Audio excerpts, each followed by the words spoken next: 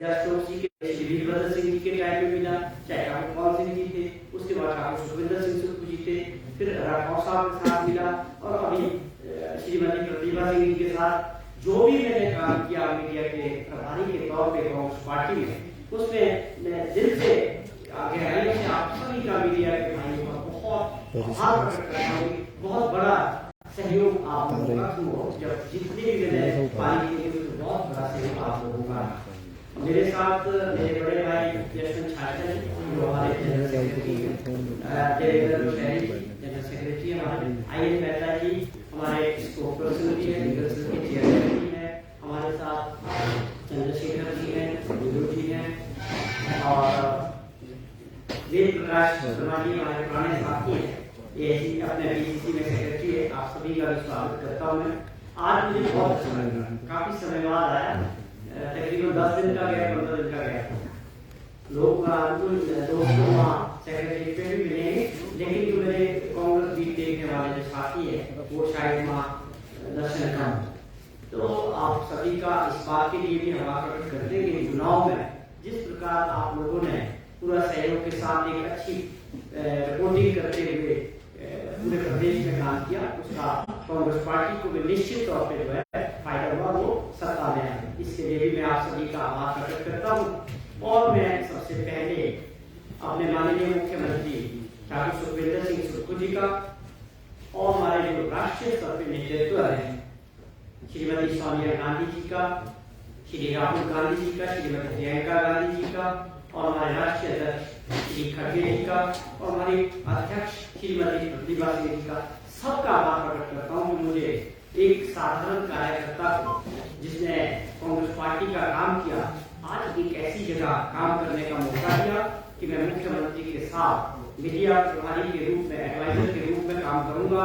ये मैं समझता हूँ एक बहुत बड़ा मैसेज माननीय मुख्यमंत्री ने पूरे प्रदेश के कांग्रेस के कार्यकर्ताओं को दिया। वो खुद एक आम परिवार से निकले हुए व्यक्ति, आप सभी लोग जानते हैं कि किस परिवेश से हुआ है और किस प्रकार एक साधारण कार्यकर्ता के रूप में NSUI से लेकर यूथ कांग्रेस के होते हुए कांग्रेस पार्टी में उन्होंने झाड़ू नेता के रूप में अपनी छवि बनाई थी, और आज प्रदेश के मुख्यमंत्री के रूप में पार्टी हाईकमांड ने उसके लिए हम अपने राष्ट्रीय नेतृत्व का भी धन्यवाद करते हैं। उन्होंने एक आम कार्यकर्ता, आम घर के व्यक्ति को आज प्रदेश का मुख्यमंत्री बनाया। हम उसके लिए राहुल गांधी जी का, सोनिया जी का, अपने राष्ट्रीय अध्यक्ष का, श्रीमती प्रियंका गांधी का आभार प्रकट करते हैं। और मैं इसके लिए कि हम जैसे कार्यकर्ताओं को एक मौका मिला कि आपने ये ऑफिस से हमको एक बूस्ट दिया है पूरे कांग्रेस परिवार, इससे साफ जाहिर होता है कि आगे जो हमारे लोग काम करते हैं पूरे प्रदेश के अंदर, उनको एक उम्मीद रहती है कि कभी उनका भी समय है। तो हम सब इस बात को लेकर बहुत उत्साहित हैं। और आज हमारा जो एक मकसद था कि आप लोगों से मिलने के लिए, यहाँ कई दोस्तों ने कहा कि आप पिछली सरकार में भी लोग मीडिया एडवाइजर भी थे और भी थे, कहते यहीं पर वो प्रेस कॉन्फ्रेंसेस करते हैं। मैं भाई मेरा लगाव तो कांग्रेस ऑफिस से, मैं अपनी पहली प्रेस कॉन्फ्रेंस वहीं करूंगा, और जब तक यहाँ को पूरी तरह से मोर्चा नहीं संभालेगा मैं निरंतर आप लोगों से जुड़ा रहूंगा। आज सरकार बने अभी बहुत कम समय है, और सरकार ने माननीय मुख्यमंत्री जी अपनी कुछ प्राथमिकताएं जो हमने वादे किए थे 10 गारंटीज के रूप में या मैनिफेस्टो के रूप में, कांग्रेस पार्टी ने जो भी प्रदेश के लोगों से वादे किए थे, बिना कैबिनेट के फैसले के माननीय मुख्यमंत्री जी ने सभी एमएलओ को साथ रखा के 40 के 40 एमएलओ की कैबिनेट बनती रहे कि हम फैसले और काम करना शुरू करें। ये अपने आप में अलग एग्जाम्पल कि इंतजार नहीं किया कि कैबिनेट बनेगी फिर फैसले होंगे, सबकी राय और आम सहमति से कुछ फैसलों पे काम शुरू हो गया और अधिकारियों को आदेश दिए। जैसे मैं आपको बताऊं, पहली बात है कि उन्होंने एक सोच रखी कि हिमाचल प्रदेश में प्रदूषण ना हो, इसके लिए एक वचनबद्ध तरीके से उन्होंने कहा कि 5 साल के अंदर हम जो है बिजली से चलने वाले वाहन, इलेक्ट्रिकल वाहन के ऊपर फोकस करें। और आप लोगों ने उसके ऊपर रिपोर्टिंग भी की, लोग समझ भी रहे, एक नई दिशा की बात करते। मुख्यमंत्री चुनाव के दौरान बार बार कहे कि हम सत्ता परिवर्तन की तरफ नहीं जा रहे, हमारा लक्ष्य है व्यवस्था परिवर्तन। तो ये वो उसके पहला एग्जाम्पल लोग समझ नहीं पा रहे थे। हम भी नहीं समझ पा रहे थे कि क्या बोलते हैं व्यवस्था परिवर्तन, सत्ता परिवर्तन। वो कहते हैं कि कुछ सालों से सिस्टम जा रहा है, एक सरकार जा रही दूसरी आ रही, सब चीजें वैसे ही चल रही है। हमको सिस्टम बनाने की जरूरत और व्यवस्था बनाने की जरूरत है। उसकी शुरुआत निश्चित तौर पे ठाकुर सुखविंदर सिंह सुक्खू जी के विचारों से और सोच से आगे बढ़ेगी कांग्रेस पार्टी। और उनका ये पहला फैसला, मैं इस बात को बड़ा उनका आभारी भी हूँ।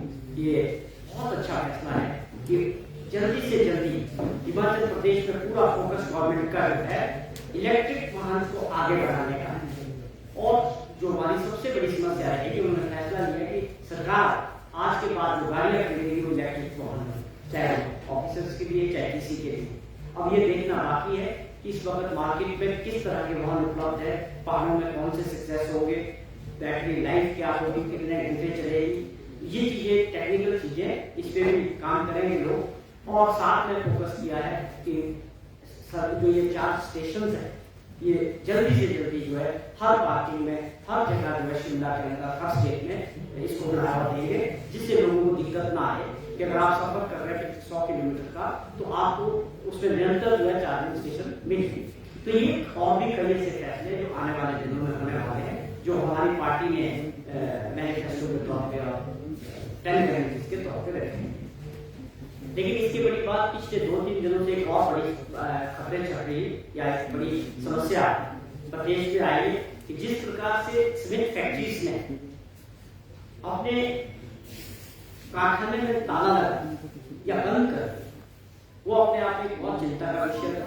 माननीय मुख्यमंत्री जी दिल्ली में पहुंचे और मेरी बात हुई तो रात को जब ये फैसले का पता लगा तो उन्होंने वहीं से उसी वक्त एक्शन मोड में आके हमारे चीफ सेक्रेटरी साहब को इसके लिए डिब्रीफ किया, उनसे बातचीत की कि आप सुबह दोनों जगह के डिप्टी कमिश्नर्स को ड्यूटी पे लगाइए और ये पूरी परिस्थिति क्यों बन रही है, इसके पीछे क्या कारण, और इसको डेडलॉक जो ऑपरेटर्स और सीमेंट फैक्ट्रीज के ऑनर्स के बीच या मैनेजमेंट के बीच फिर इसको देखो, इसको क्यों आ रही है ऐसी परिस्थितियां, क्यों, कि क्या कारण है कि उन्होंने बिना नोटिस किए जो आपने कारखाने बंद कर दिया और लोगों को सीधा नोटिस दे दिया कि आप कल से काम पे नहीं आए। आप सभी जानते हैं, आप सभी ने लिखा भी है कि 15,500 दोनों जगह ट्रक ऑपरेटर्स जो उनके परिवार को आप जोड़ेंगे, उसमें जो ट्रक ड्राइवर्स होंगे उनके परिवार होंगे, ये बहुत बड़ा रोजगार का चेन है। जो स्पिन फैक्ट्रीज में हमारे लिए हिमाचल में सबसे बड़ी 3 स्पिन फैक्ट्रियां है, जिनमें से 2 जो है हाल ही में पिछले 6 महीने से उसका जो ऑनरशिप है हमारे देश के बहुत बड़े उद्योगपति अंबानी दोनों, और उन्हीं ने ये फैसला लिया। और जो नोटिफिकेशन हमको पहुंची, आप लोगों ने लिखा कि ये अदानी, और सबसे बड़ा कारण क्या है कि विवाद चल रहा है। जो वहां ट्रांसपोर्ट यूनियंस है, जिनके ये ट्रक है, उनके जो मालिक है, उनके बीच और फैक्ट्री मैनेजमेंट के बीच जो ट्रकों का भाड़ा है उसको लेकर अदानी ये विवाद है। जो हमें जानकारी मिली है कि वो 12-13 रुपए जो है चार्ज कर रहे हैं पर किलोमीटर पर टन, और वो मैनेजमेंट कहता है कि हम इसको अफोर्ड नहीं कर सकते। उनके बीच मीटिंग्स हुई कि आप इसको घटाओ। आज तो यहां तक बात आ गई कि 2005 का जो रेट था 6 रुपए, वो उसके लिए कहता है मैनेजमेंट का तो 6 रुपए देंगे, जबकि ऑलरेडी अभी 11 रुपए की तो अभी पे कर रहे हैं। फिर भी उनके बीच एक कॉम्प्रोमाइज हुआ था, जहां तक मुझे मालूम हुआ है कि 9 रुपए 20 पैसे में कॉम्प्रोमाइज हो चुका है। कि हम जब ये सरकार इलेक्शन था उससे पहले उनकी मीटिंग हुई, उसमें दोनों पार्टी इस बात पे एग्री होगी और ट्रांसपोर्टर में 11 रुपए से बजाय नीचे को घटा दिया, 9.30 पे एग्री हो गए मैनेजमेंट भी और ट्रांसपोर्टर। अब आप देखिए सरकार बदली तो मैनेजमेंट ने अपना रुख बदल दिया। अब वो कहते हैं आप 6 रुपए पे करो। भाई देखिए 2005 का रेट आप 2022 या 23 में कैसे लगाओ कर सकते? आपने खुद माना था 100 रुपए 30 पैसे, आपकी और मैनेजमेंट की और ऑपरेटर्स की बात हुई। तो इसके पीछे क्या ऐसा कारण है कि एकदम इस तरह के फैसले लेना? लेकिन सरकार की मंशा बड़ी साफ है कि हमारी जो रोजगार इससे प्राप्त कर रहे ट्रांसपोर्टर्स, उनके परिवार और बहुत सारे लोग हैं, कोई टायर पंचर का काम कर रहा है, कोई ढाबा चला रहा है, किसी ने जमीनें बेच के ट्रक खरीदा है। जितने भी लोग हैं सरकार उनके साथ पूरी तरह से है। उनके इंटरेस्ट के लिए हमारा प्रयास है सरकार के और माननीय मुख्यमंत्री जी की प्राथमिकता के साथ ये बात हुई है कि हम इंटरवेन करेंगे, जल्दी से जल्दी ये जो डेडलॉक है इसको तोड़ने का प्रयास किया है।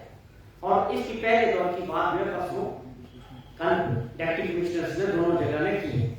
ठीक है, कभी पहले राहुल को मुझे लगता है ये डेडलॉक टूटना नहीं दिख रहा है, बहुत बड़ा प्रदर्शन वहां हो रहा है। 2000 के करीब जो है ट्रक और ट्रैक्टर वाले जो मालिक थे वो कल प्रदर्शन कर रहे थे।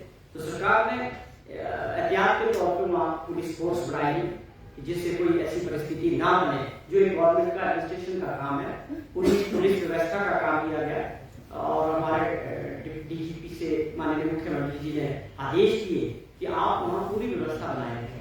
जितनी पुलिस फोर्स की बटालियन की जरूरत है आप वहाँ डेप्यूट करें। वहाँ ऐसी सिचुएशन ना बने कि वो मॉब जो है कुछ फैक्ट्री के ऊपर अटैक करे या फिर लोगों पे या आपस में कोई टेंशन वाली बात हो जाए। तो ये तो सरकार का काम है, उस पर पूरी नजर सरकार के माननीय मुख्यमंत्री जी की बनी। और इसके बावजूद भी हम चाहते हैं ये विवाद बड़ा जल्दी सुलझ जाए। जहां तक आज की कुछ खबरों की सुर्खियां बनी है, इससे भारत जो कंस्ट्रक्शन का वर्क है सरकारी गैर सरकारी वो भी प्रभावित होगा, क्योंकि ये बहुत जल्दी जो है स्टॉक खत्म होगा। तो इसको लेकर भी सरकार गंभीर है। अगर जरूरत पड़ेगी तो माननीय मुख्यमंत्री जी ने आदेश दिए कि हम जो है सीधे मालिक से भी बात करने को तैयार। और एक समय में थोड़ा सा समय दोनों पार्टी को बातचीत करके कुछ समय निकाले और इसको चालू कर दिया काम को, और 2-3 महीने के अंदर जो है बैक टेस्ट विवाद को खत्म करें। तो ये बड़ा प्रयास है, बड़ी कोशिश है। इसकी गंभीरता को सरकार पूरी तरह से समझ रही है, लेकिन दुर्भाग्य ये है कि विपक्ष को 2 दिन में ही अपनी स्टेटमेंट देने का मौका मिल गया। इस पे मैं देख रहा था कि भाजपा के कुछ नेताओं ने अपनी बात कही है, पर यहाँ ये समझने वाली बात है। अगर हम सरकार की बात ना करें, बात जब कुछ लोगों की बात करें तो लोग कुछ और भी सोचते हैं कि जस्टिस ये किसके मित्र है क्या है। खैर हम इन चीजों में नहीं जाते, इन चीजों से हमारा कोई मतलब। हमारी तो सीधी सी बात है, जस्टिस भी अपना काम करे और उनको भी माहौल मिलना चाहिए, और जो हमारे लोगों का हक है वो भी उनको मिलना चाहिए। उनके हक के लिए हमारी सरकार वचनबद्ध है। और ये कानूनी तौर पे भी नोटिस इश्यू हुए कि लेबर लॉ के तहत आपको मिनिमम नोटिस देना होता है कि आप वर्करों को हटा दें, वो उन्होंने नहीं किया। वो सरकार कानूनी तौर पे जो काम करना है उसको कर रही है, जो हमारा कानून कहता है, लेबर लॉ में हो चाहे और। तो हम इस प्रयास को में है सरकार की बहुत जल्दी इसको सुलझाया जाएगा और उम्मीद करते हैं कि 1-2 दिन में कोई अच्छी खबर दोनों तरफ से सरकार के इंटरवेंशन के बाद आनी चाहिए। तो आज का मेरा मेन मुद्दा यही था। आप कुछ पूछना चाहे? धन्यवाद। आपने कहा कि जो बीसीएफ की बिल आई है तो उसकी जो बात हो रही है तो कंपनियां क्या कहती है? देखिए, पहले तौर पे मोटे हिसाब से जो फीडबैक आया है टेक्निकल से वो अभी बात बनती नहीं है। लेकिन ये ऐसा नहीं है कि आप भी समझते हम भी समझते कि बस जाएगी और बात शुरू हो जाएगी और बात बन जाएगी। डेडलॉक पुराना है, काफी दिनों से उनके बीच विवाद चल रहा है और इसको सुधारने में थोड़ा समय लगेगा।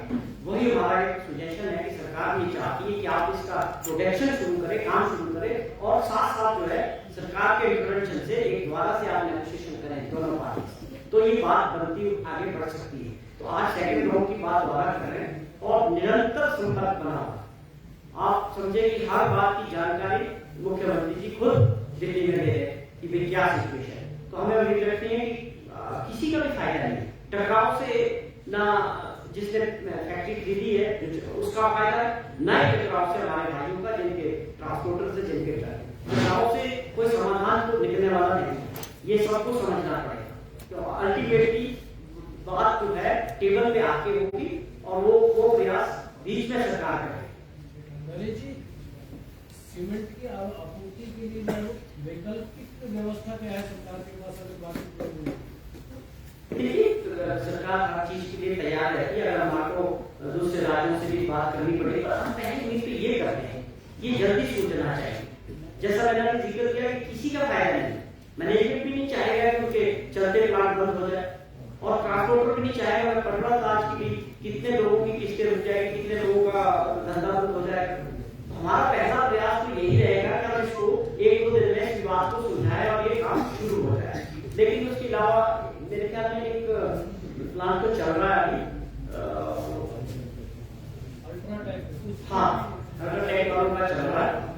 हाँ, तो ऐसी तो नहीं परिस्थितियां कि आप ये समझो कि अभी बिल्कुल ही खराब हो गई, ऐसा नहीं। सबसे पहला कंसर्न ये है कि जो लोगों का नुकसान हो रहा है वो सबसे इम्पोर्टेंट है। क्या लग रहा है परिणाम के बाद अचानक से ये फैसला हुआ, ना कोई सूचना मिली, इसमें कोई इस तरह से तो नहीं देख रहे हैं आप राजनीतिक षड्यंत्र? देखो, हमारी सरकार को बदलिया नहीं कैबिनेट की नहीं बनी है, लेकिन चुनौतियां होती है, उसके लिए माननीय मुख्यमंत्री जी और उनकी टीम सब तैयार है, इससे भी पार पाएंगे। ये मामला सीधे तौर पर सरकार से नहीं जुड़ा हुआ है, ये दो पार्टियों का मामला है, लेकिन फिर भी सरकार इसको रिजॉल्व करेगी। करने जा रही है क्या उससे पहले? सॉरी, अब बाहर रैली करने जा रही है कोई? हाँ जी, पहले कांग्रेस पार्टी हमारा जो सेशन है 3 दिन का, 22, 23, 24 को धर्मशाला में, तो इसको लेके हमने जाना था कि 22 तारीख को जो है, जो नए विधायक चुने हैं वो सभी लोग वोट लेंगे, और उसके बाद 23 तारीख को स्पीकर साहब का चुनाव होगा, गवर्नर में स्पीकर और गवर्नर साहब का एडजस्ट, और नेक्स्ट डे 24 को जो है उस मोशन पे थैंक्स मोशन गवर्नर का। लेकिन अब जा रहे थे तो कांगड़ा जिला के जो लोग हैं, जो हमारे विधायक चुने गए हैं, जो वहाँ का संगठन है, उनको बहुत उत्साहित है कि माननीय मुख्यमंत्री जी पहली बार कांगड़ा आए, तो उन्होंने उसके लिए बहुत बड़ी रैली का आयोजन जो है माननीय मुख्यमंत्री जी के स्वागत के लिए धर्मशाला में 21 तारीख 11 बजे जरोवर स्टेडियम में, और इसमें मेरी पर्सनली भी बहुत लोगों से बात हुई, तो बड़ा उत्साह है। एक ऐसा व्यक्ति आज प्रदेश का मुख्यमंत्री है जो आप और हम जैसे आम परिवार से, और उसका परिणाम जिस दिन आपने वो देखा, रिच के अंदर हमने आज आपको फैसला हुआ कि ये मुख्यमंत्री होंगे और कल की सुबह की कोर्ट है, और उसमें भी आएंगे राहुल गांधी जी, डिग्नेटरीज बड़े बड़े, तो आपने हमें टाइम ही नहीं मिला ऑर्गेनाइज करने का, जो कोर्ट का फंक्शन था इस पे बिल्कुल टाइम नहीं मिला, लेकिन लोगों में जोश, आपने देखा पूरा रिच भर गया, पूरा शिमला। तो वो क्या कारण था? वो सबसे बड़ा कारण यही है कि बड़े समय के बाद कांग्रेस पार्टी में नई लीडरशिप, माननीय वीरभद्र सिंह जी ने बहुत बड़ी तारीफ प्रदेश के लिए खेली, कांग्रेस पार्टी की, उसके बाद एक परिवर्तन हुआ, नए लोगों का दौर आया, उसमें वो आदमी इस कुर्सी तक पहुंचे जो कभी मंत्रिमंडल में नहीं रहे, लेकिन एक छवि है जो ध्यान में नेता की उनकी पार्टी के अंदर थी, और एक आम आदमी के परिवार से, और आम आदमी आज प्रदेश का मुख्यमंत्री। सर, इस रैली में केंद्रीय नेतृत्व से भी कोई आएंगे? राहुल गांधी नहीं, इस रैली में वो तो ऑलरेडी आपने देखा कि पूरा लीडरशिप रिश्ते था। ये तो केवल बात कांग्रेस जो ढाका की जनता है, कांग्रेस जन है, आम जनता है, या विधायक है, ये उनका भावना है कि माननीय मुख्यमंत्री जी का काम, ये प्योरली चीफ मिनिस्टर साहब के लिए कर रहे हैं, क्योंकि उन्होंने सेशन के लिए जाना था, तो उनकी पहली ये यात्रा है, इसलिए वो इसको ऑर्गेनाइज कर रहे हैं। और एक बात और बता दूं, ये बहुत बड़ी पॉसिबिलिटीज है कि इस तरह की बहुत जगह से फीडबैक आया दूसरे जिलों से, लोग जहां भी मुख्यमंत्री जाएंगे ये रैलियां हर जिला में होने की संभावना है उनके स्वागत के लिए, क्योंकि हमारे कार्यकर्ता और वहां के जो विधायक है, जो लोग हैं, वो चाहते हैं, तो इसकी शुरुआत कांगड़ा से होगी 21 तारीख। बाकी टाइम के अनुसार जब वो जाएंगे वो प्रोग्राम आपको हम बताएंगे टाइम। चौहान साहब, सरकार ने एक्सटेंशन और एम्प्लॉयमेंट को खत्म करने का निर्णय लिया है, लेकिन दूसरी तरफ कुछ एक अपॉइंटमेंट और कुछ लोगों को एक्सटेंशन दी भी गई है, तो ये दोहरा मापदंड क्यों? मुझे लगता है आपको शायद पूरी जानकारी, आज आप देखेंगे कि पूरे ऑर्डर्स हो चुके हैं, जो पिछले सब सड़कों पे जयराम सरकार के जो लोग थे, एक्सटेंशन थे, या जिनको री एम्प्लॉयमेंट दिया गया, वो एक ही आदेश से सरकार ने, मैं पढ़ रहा था कितने 100 लोग जो है सड़कों पे आ गए, और ये हमारी सरकार की वजह, जिसको आप टच करना चाह रहे हैं मैं बता देता हूँ आप क्या बताना। एक जगह से एक आदमी, वो टेक्निकल पोस्ट है, उसके आगे वो व्यक्ति लेना पीछे गए, और वो आदमी हमें चाहिए, वो इंटरेस्टेड की, वो डिपार्टमेंट की मजबूरी थी, एक ही आदमी को दिया गया, वो मजबूरी है कि उसकी जो पोस्ट है वो भरी जाएगी public service mission, BTech engineering based वो काम है उसका टेक्निकल आदमी, मैंने उनसे पूछा तो कि आपने ये क्यों दी, इसका कारण था कि इसके लिए किसी पिछले अफसर को दे देते, बोले इस तरह का हमारे पास कोई प्रोविजन नहीं। हमने रिक्वेस्ट किया उस आदमी को कि आप कंटिन्यू करें जब तक हमारे पास पब्लिक सर्विस की सूचना हम इसको भरती नहीं, तो हमारी पॉलिसी बड़ी साफ। धन्यवाद आप सभी लोगों का।